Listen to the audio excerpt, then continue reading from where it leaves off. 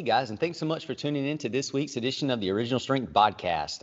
You probably know that I am a huge fan and geek about superheroes. So this week we have a real life superhero and strongman and possibly descendant from a Norse mythology god, Mr. John Odin. John, thanks for being on the show, buddy.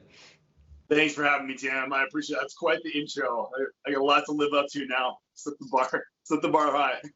So I've got a question for you. Are you indeed a descendant of Odin from Norse mythology? Norse mythology. I can't even talk. I'm excited.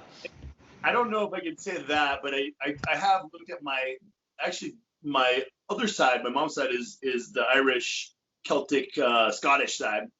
And they, have a Norse tie-in in a lot of ways too, but not that I can trace back directly, of course, but it's Odin, the way it's pronounced, and looking at the Nordic history and all that is my next journey, starting with Iceland and going into Norway and learning more on the family side of things too. But I think we're just farmers. We're just quiet, humble farmer people too. And we're Iowa, we're the Midwest, we're all from, that area in my family immigrated, I guess. And, my dad's full-blooded Norwegian. So I do have full blood on my dad's side. So the truth is coming out then. So, and no joke, I wanted to intro you, and I should have done it, but I'm gonna do it right now. By the sweat of Odin's beard, it's John Odin. I've got a bunch of questions for you, and I'll try to. Well, my first question is a silly one, but I just need to know: have you ever commanded thunder? Not that I know of. I may have thought I did, but I can't prove it at least. All right. Okay. So guys, all seriousness aside, and here now we're gonna have some fun. So if you don't know, John is a world record holder in the heavy hammer throw in the Highland Games. I believe you have thrown the heavy hammer 100 foot and 10 inches. Is that correct? Yes, sir. What do you know what the record was before you did that? I think 98 feet. So a 3 foot to break the 100. It's kind of, I don't know. Isn't not the first thing that comes to mind. Like kind of like a 4-minute mile barrier or something in our sport. And as a lightweight, believe it or not, I sometimes dare to compete as a lightweight. And I guess I could say I dare to compete as a heavyweight because I'm so much smaller. I'm seriously like the Rudy of my sport. Even now, I'm back near my my fighting weight as a pro when I was about 10 years ago, especially when I was kind of peaking in that heavyweight body and everything too. And that's definitely part of my story. Just putting everything I could into being as heavy and strong, and grinding away, doing the work to get there, and just not being happy in any area of my life, seeing my blood pressure, my numbers on my labs going up, and I was working in the clinic at the time in cardiac rehab. I have a background in exercise physiology, and I just said, I'm just a fraud. I am not living this life. I'm not sleeping well. I just feel like I'm just falling apart. My body just felt horrible. And I just need to remodel my body. So I'm happy to get into that a little bit more too. But I compete, and my record was I have 3 records technically, but it was in the heavy hammer was probably my biggest accomplishment. But thinking about my Atlas stone pick I did the other day, I was just on top of the world. It's still, for me, it's one of the coolest things I've ever done in my life. Is I got a 400-pound Atlas stone. I said, I don't know, this is gonna be a really tough challenge to lift, probably in a couple months with really intensive training. And I just, got after it, and the thing popped up off the ground, and I'm like, wow, this is really cool. I'm not strong in this position. I've had back injuries. I've been a mess, and it just popped up, and it was a lot easier. There's not too many things in the strength world, believe it or not, that have come easy. I don't consider myself like out of the box really strong at all. So oh man, I've got a lot of questions now, but we'll start with the easy ones. How long have you been competing in the Highland Games? 15 years. Wow.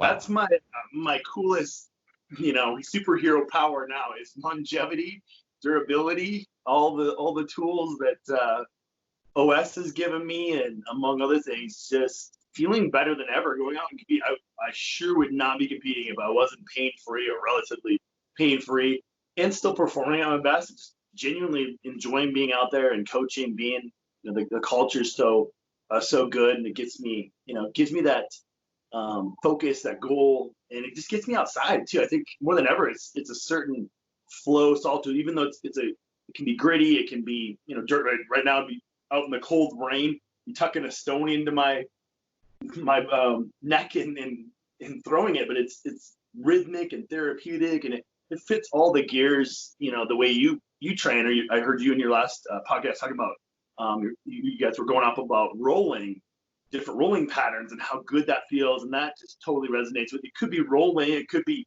going for a walk in the woods now. Maybe I'm just slowing down and getting older in it, probably in a good way, but sometimes I'm like, I want to keep this gritty stuff, but Right. I like it all. All right, so you've been competing in the Highland Games for 15 years, which that's impressive in itself. You have the world record in the heavy hammer throw of 100 feet 10 inches. When did you do that? Oh, I think that was 2016 now. Okay. Yeah. And you said you have two other records. What are those? So the heavyweight for distance, which we call it affectionately the middleweight, because it is halfway between so it's in the lightweight class, it's a lighter implement. So it's 42 pounds instead of 56 pounds for distance. So you're spinning around, imagine, whatever, 24 kilo kettlebell with an odd longer handle on it, somewhere between a discus and a kettlebell had a baby or something. That's okay. What a weight for distance would be. So it's the one that jokingly people say, if you're doing well when the implement goes farther than you do when you're throwing it, it doesn't throw you, kind of thing. So it's kind of cool to have a heavyweight, and I'm actually pretty good at the heavyweight with the 56. That's the one that I'm maybe most proud of, where I love walking up on the field, and they call guys like me like a giant killer, because they go throw like these 300-pound guys are heavier sometimes too, biggest, strongest guys in the world. Guys like Thor do the Highland Games, or they'll do even parts, they don't even usually do the full Highland Games because they're busy focusing on other sports activities. But anyways, it's a fun event when you get to learn, to move with that implement and counterbalance, and it just feels so awesome. It's like being on a ride or something like that too, and to work with that implement, having that extension of the body, like we talk about with the base and the clubs, and I know you felt that in different ways, and you just have that connection. So it was the heavyweight for distance and the heavy hammer throw, and then and then the weight over bar. So it's another real similar, but you're throwing it for height. So 42 pounds for height. And that's one that, especially kettlebell, like it looks like a kettlebell snatch. It's different enough. And you throw it a standing position. They'll throw it in the World's Strongest Man sometimes too, back in as early as like Bill Kazmaier's time in the 80s, and like a bridge between Highland Games. Highland Games and strongman are really closely related, the historic side of things too, and these feats of strength and stone lifting is all in one package, I guess you could say. But yeah, that one's, and I spin with it. So there's an open style that they'll use. They won't use it in international competitions usually, but I did hold the standing. A lot of guys, they kind of knock this spinning technique, and it's just an open style. Like, of course, whatever goes the highest, it still takes lots of technique. It's more of a skill and grace, and like having it all come together rather than just being, I guess, more brute strength and power. Anyways, I did hold both of those, and now one of my students, so kind of the best, silver lining, I guess, my student who I got to coach to that level went and broke it last year. So now there's a little bit of back and forth with who can take that record again. So it's fun to have 9 different events and all these different records and championships. And there isn't technically a record for the caber toss, which is that telephone pole looking thing. It's wood and pretty heavy and awkward and daunting and can kill you. I guess all the implements can, but it's a beast. So that's a fun event. It's a good event for me too. Awesome. So you said it's kind of like a new type of athlete, but to me, the Highland Games is, if I had to describe it, I would say it's real world expression of power, Sure. versus Olympic weightlifting, where that's weightlifting expression of power to me. Like Sure. it doesn't necessarily translate outside of the weight room for everyone. But what you're doing is, to me, would be useful out in the where, or to be that durable and to be able to move your body in those ways and those patterns and those circular patterns and to become one with the tool that you're using. I mean, that sounds so useful and it's impressive. I mean, it looks really neat. Appreciate it. Yeah. That's a good topic. I've had that on my radar for a while, something between a linkage between the grind, gym lifts and kettlebells and jumping and the mace and the clubs and the Highland Games or something. Maybe it's going out and just spinning around throwing tires or throwing sandbags over whatever, getting out there and actually throwing an implement. And you probably resonate with this too, like some kind of throwing, some kind of skill throwing, and everybody enjoys it. They'll jokingly say, "Oh, you're training me for the Highland Games." I'm like, "No, this just is my little stronger like antenna up or something." Like this is another piece of athleticism and durability. This is something that a human should be able to do well, but I think it kind of gets left out. So there's another topic. Maybe somebody can steal that and use it for. There's there is something very powerful about, like, for instance, here's my version of here's Tim's home Highland Games. Say I've got the back of my truck is full of bags of mulch, where I Or, can reach into that bag, to the side, grab that 50-pound bag of mulch, and then just chunk it and toss it over to where I want to put it. Like that is fun. Like even though yeah, it's work, but you're expressing real world power, and it just feels there's something that just feels like raw about it. You know what I mean? So I absolutely. totally get the high that you experience when you compete. That's Yeah, pretty just neat. you get a couple more guys together or ladies or whatever, and then you get a tape measure out. And that's when you're done for. Once that tape measure comes out, like then you measure the weight of that mulch, and then all of a sudden that's basically Highland Games measures. Yes. So I here's like a it. question, because you mentioned this earlier. How much do you weigh right now? Right now I'm at least 220, 225, and that's sort of heavy for me, but with the intention of prepping for these feats of strength, these stones of strength in Iceland. My plan was to go to Iceland here in 2 months. It's not going to happen at that time because of all the virus and just doing my due diligence not to travel unnecessarily kind of thing. I still don't want to cut down. I think my perfect balance, my perfect body is close to be 200 pounds, and I'm about 6'2", and I can hold that 200 pounds. But I was a very tall, skinny kid growing up until 18, 19, when I finally really learned how to eat. Believe it, I was always doing something in the gym, playing around, and had decent basic strength, but it didn't Now, happen until I later have on. to I have to ask you. You said you were a strong or scrawny kid until 1819. Did you mean the year 1819? Are you a true descendant Yeah, of Odin, or yeah, did you mean 18 or 19 years old? yeah. So the reason I was asking is just to give a little bit of comparison. I currently weigh 160. When you and I stand beside each other, you look like a monster, or I look like your little child. Either way. Yeah, I'll take. But the reason I bring that up though is when I see pictures of you against the people that you compete against, you are the one that looks like the little child, and those are the guys that look like monsters. So just the fact that you can harness all that power in your relatively tiny little body and break world records is amazing to me. I mean, Yeah. that is superpower expression right there. So, what is a Denny stone? Two Denny stones. What are Two okay? Denny. So, what are two Denny stones? What's a pair of stones? Gotta have big pair of stones, right? Yeah. A They pair. are these legendary historic stones that go back to the time of Donald Denny, he's a superhero for sure. There's legends that have grown. They say that he carried the stones across the Pochard Bridge there in Scotland in one attempt. I don't think that's possible. Brian Shaw, world's strongest man, got like 12 feet as a world record. So I don't think Donald Denny actually carried him over in one swoop at least. But they're these counterweights or whatever for the bridge. They were part of the bridge. And of course, another just bored Scotsman said, "Hey, let's see if we can lift this." And probably like with one of them, like, okay, there's another one here, just somewhat random, but it's kind of this interesting, perfect test of strength, I guess, in a position I thought looked horrible when I first saw them. Like, why would I ever want to turn like this exorcist thing, turning my body to the side? Of course, I dramatized it in my head. Really, just a slight shift of the torso. You're totally stacked over your, your base and your hips, and you just lever into them.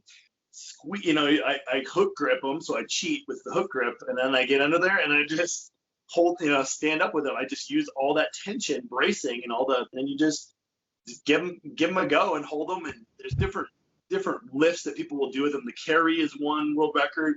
The total hold time, and that's what I was going to go do at the Arnold this last year. I was invited to go compete on the Feats of Strength. So they have replica stones there at the Arnold that I guess suck even more than the actual Denny stones. I could show you some pictures. I think I posted a few without getting too gross, but it will easily, your thumb just feels like it's going to explode afterwards. You see in my video, if you watch it kind of closely at the end, I drop the stone, set them down, and I look at my thumb right away, like, okay, it's still attached. Yeah, we're good. Thumbs up. But that thing just feels like it's just melting off. It's pretty gross. It's pretty uncomfortable. How heavy are the Denny stones? Oh, they're 734 pounds. Yeah. So I never would have thought I would be able to lift this in this kind of. It's a hybrid between really like a deadlift or like a rack pull, and then you're twisted to the side. You can stand up with them, side by side. There's a record for that now too with that type of pull, because I had so much back pain, so much discomfort with any of those grind types of lifts, and now I just totally love them. So you weigh 225 pounds and you have picked up 34 pound Denny stones. How long did you hold them? 16 seconds. Gosh, dog, that's like riding a bull twice. It was interesting for sure. And I didn't hear the count. I'm just using excuses now, but I'm like, I want to go back and hold them longer. I can hold them at least 30 seconds. And that's actually the world record with the ones at the Arnold, because those, I think the handles are a little bit smaller. And yeah, I don't expect to have the world record anytime soon in the Denny stones, but. So I saw yesterday you picked up something called a Bjornjoifstock stone. What the heck is that?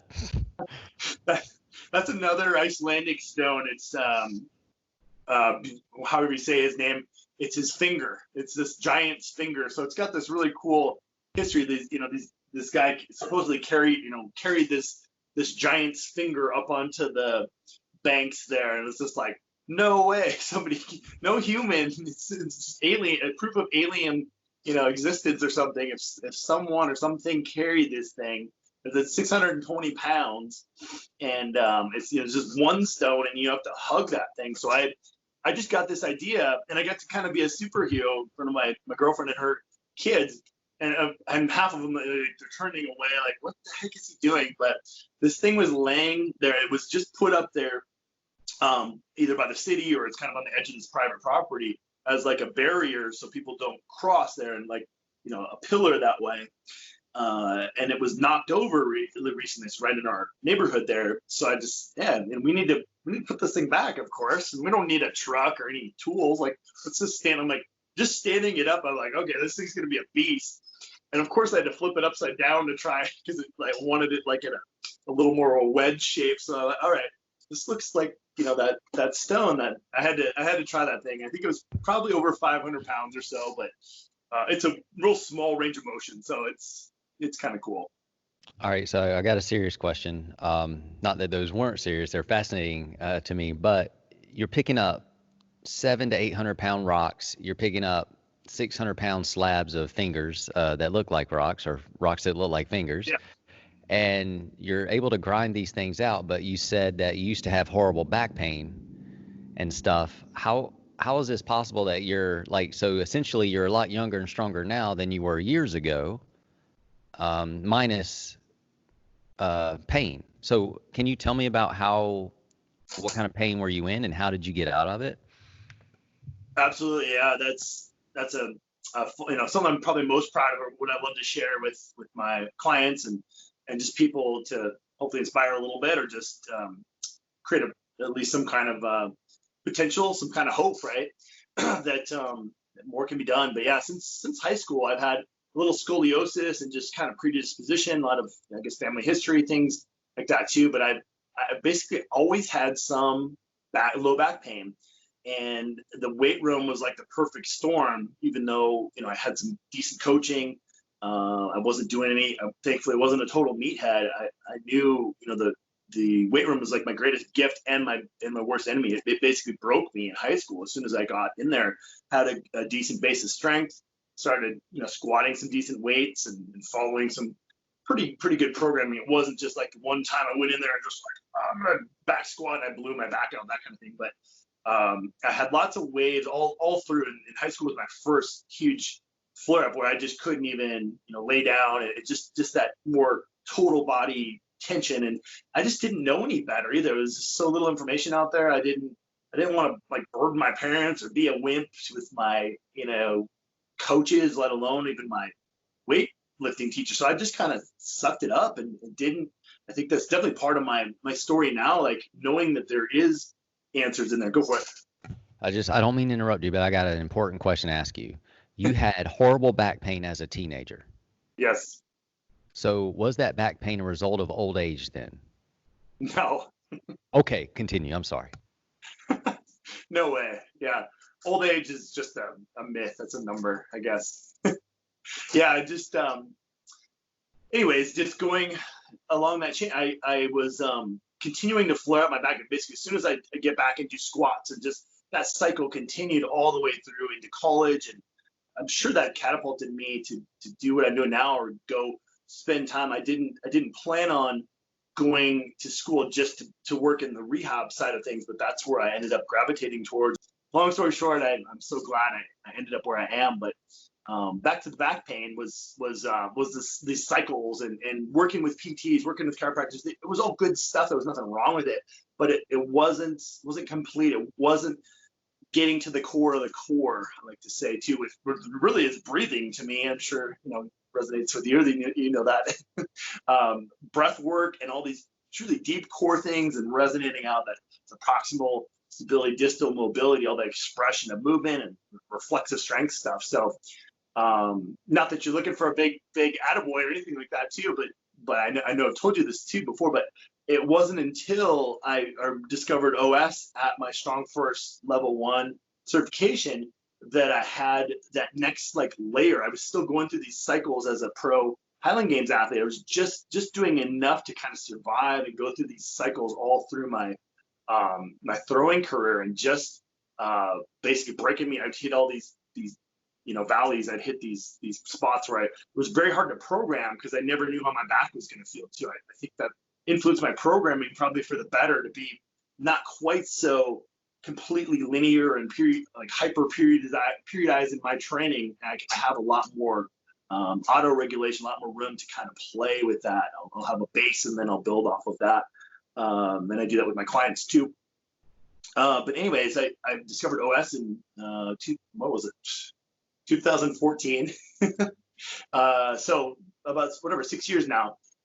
And that it just brought me to that next level. And I just love the rolling and crawling, especially just seeing guys crawling around between some of the lifts. It just made so much sense to splice in these movement patterns and do them. And I started doing OS 3 times a day. And I just remember baby crawling, and back, how do I crawl? It's just so funny to think about now, and just how natural, how much I just love all the patterns. And hate all the patterns sometimes too, when I'm thinking about doing the 10-minute crawl test again, is a beast. But knowing I could probably just go nail it right now, I just keep up enough of that baseline stuff that I think I'm maybe unique in that way, where I can do these feats of strength, but I can still crawl for 10 minutes. I can do my whatever kettlebell snatch test. I could, go run a few miles at least, and not completely die. So I like that balance, but I can still bias it towards one area. And again, just I'm pain free. I'm truly wake up in the morning. I thought about that this morning. I just have so much gratitude.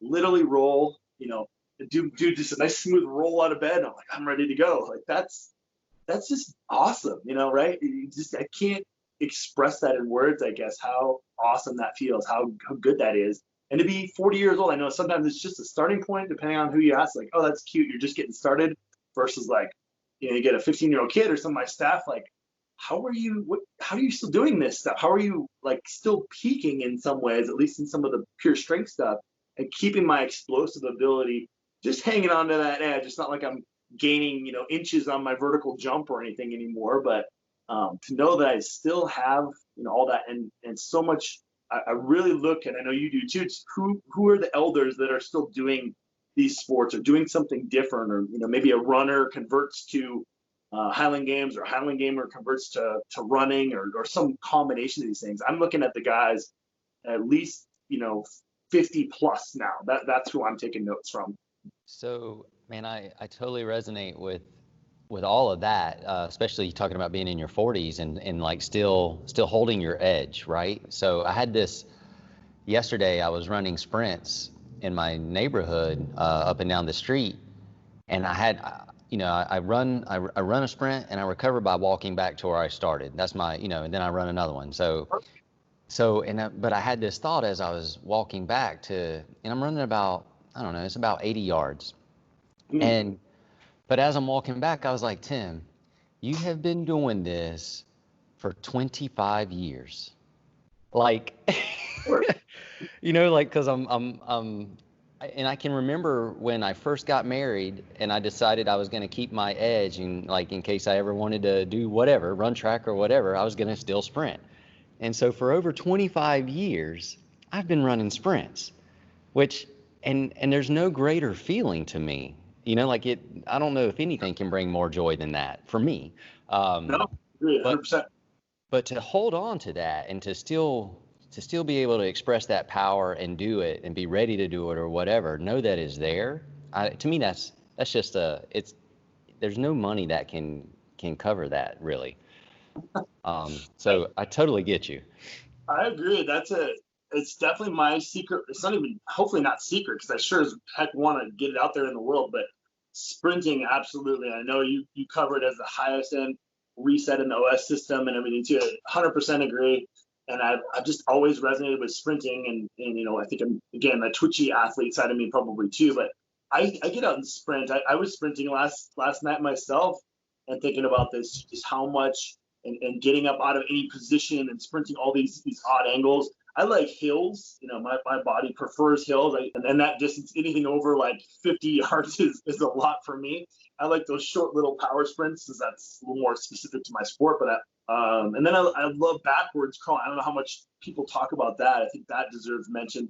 I was splicing these with some other OS resets, and then I was doing backwards crawling, and I remember backwards crawling in general was, like I was talking about earlier, so hard and disconnected. And now to crawl up this hill with nose breathing backwards, my sprint hill, and then just get up, and I'm like, I'm still nose breathing. Like, that was my win of the day yesterday. It was like, I'm nose breathing. This hill 2 years ago was hard to crawl backwards, and I'm crawling powerfully. At least to me, it feels powerful to crawl backwards, and that's a hard pattern. My other issues has been my shoulder, or shoulders and neck. Now is my kind of weakest link. My next frontier, I like to say, that I'm working on conquering, and how good that feels, that pushing pattern, especially on that hill or staircase or something like that. It's just a really cool feat. So the greatest body weight exercise in the world is backwards crawling up a hill. It will fix whatever's wrong with you. Yeah. And it will give you superhuman strength. Like, I even did a video about a couple weeks ago. If you want to ever do a one arm, one leg push up, just backwards crawl up a hill. Beautiful. And that'll get you there. I have pursued that. It's very, very challenging at my leverage and body type. I'm just making up excuses, but no, you're a little long. in my strong first body weight was very tough, and the aches and pains I got, it just could not find working with my kind of my team around me too, with my rehab team and massage and everything too, and doing all my OS stuff too. It's just, it only got me so far, but I will pursue that farther for sure. I'll keep working on it. I do enough to really appreciate it, but I don't think I haven't programmed backwards. I like the backwards loaded crawls and carries. And I don't know if you remember, but I wrote an article for OS. Well, you probably referenced that for the hammer throws, anyways. But yeah, I was really, I guess, just doing something different back then. It just made sense, and I brought my chains out to my throwing field, like, yeah, why not? And then having tested it with a few other athletes, and like, okay, this really does work. People don't break down; they enjoy it. That it's still, for me, that loading on my body. I know pretty much no matter how broken down my shoulders are, that backwards crawl or loaded crawling is just, it feels right. It feels good. Yes, there's an elixir. It's a big shot of life. That's what that is. So John, you own Empowered Strength, and you teach other people you teach other people how to become superheroes. How to compete in Highland Games if they want to, or just how to be as strong as thunder. And you've even created this training program to help people be resilient and be able to live life the way they want to, and you call it Crash Proof. What is being crash proof to you? That has come out of a combination of things, and sharing ideas with you and all that, of course, too. But just looking at ways to take all the OS principles, or just things, again, like rolling and tumbling, just dissipating those forces and adding another layer, another linkage. Even for me as a Highland Games athlete, it's still quite a controlled environment. I have this implement, I stand in this toe board. It still doesn't have those variability, those reactive components. Like, again, I referenced my dog on the paddleboard for the first time the other day. I'm like, that's crash proof right there. All this unstable surface, this thing that not only is it generally hard, or was hard for me to just stand up on and not fall in, but having my dog walking around on there, and then other stimulus coming at me. I'm like, that's the ultimate expression. Could be a lot of things, but something that gets lost, and sometimes maybe never found, never claimed, like athletes tearing ACLs and other things that I think a lot of time could be prevented with more getting out of just this typical sagittal plane stuff. We want to talk more detail work, just sitting there squatting and then going out and being what they think is a superhero on the field, doing their specific drills and things. It's getting outside of that box, creating variability, creating ways to dissipate those forces, and just have fun doing it. And especially for adults, it's getting them rolling around on the ground, as in like the regular OS, more segmental rolls and more developmental rolls that way. But the tumbling rolls, I guess, is the best way to put those barrel rolls and everything too. And just and not having to think about it. At first, everybody thinks about it a lot.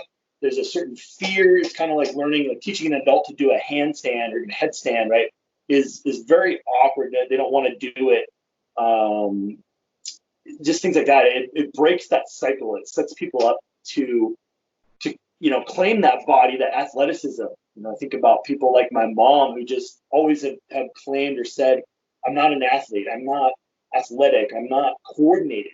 That to get that linkage and some level of coordination where they feel and they believe that they're an athlete. There's an athlete in them. That Bill Bowerman quote, there's an athlete and all that, something like that from Nike. There is something athletic that is made to come out. Put it that way. I think at any age, it's supposed to come out. You're supposed to express that. You're supposed to be amazing with your level of what your body can do. And that bugs me when people don't have it. It's such a passion. It's such a like, I see this, and bring people. That's the Empowered Strength process, to see that potential, help them through that.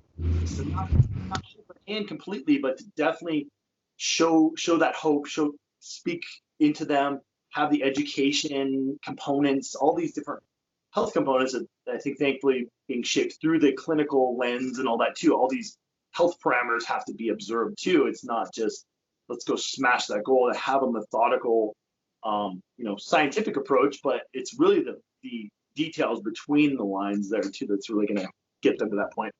So is there a age limit for somebody to become crash proof?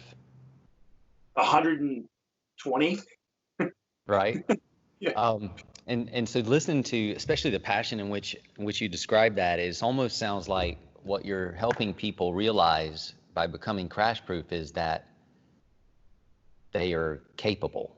Like regardless of what's going on or regardless of what happens, they're able. Mm-hmm. So it's almost like life proofing, or that's pretty much. I mean, you're just making them able to enjoy life, but also bounce with it and roll with it, tumble with it, I guess. Yeah, yeah, absolutely. And then just to be able to do that, like just surprise yourself, just like me on the paddleboard, that was a win. That I didn't fall off. I joked that the dog fell off twice, and that's fine. She's learning fast. It was better than expected, but I'm like, I didn't fall off. This is amazing. Like I'm getting halfway decent at paddleboarding, but I'm also just I'm more crash proof. I'm more able to negotiate without having to think too hard. Again, when we lock up and freeze, right? When we try to go into a tumbling, rolling pattern, when we lock up and freeze up, that's just going to suck. It's not going to work. We need to be able to just seamlessly roll. There's a metaphor for life there too, but roll with the punches or roll with it, right? It's a lost skill, I think, for sure. And it's the opposite of what we're doing right now. Ironically, just sitting and just pounding away on our keyboard. And I think more than ever that resonates with us being in lockdown, being in our boxes, staring at screens all the time. It is the opposite of that, I would say too. And it's for everybody really. And like you said, joking aside, all ages. There's a version of that. There's the tools to get people reacting and moving up and down off the ground just as more seamlessly, finding a level. And I think everybody likes. It's one of those things.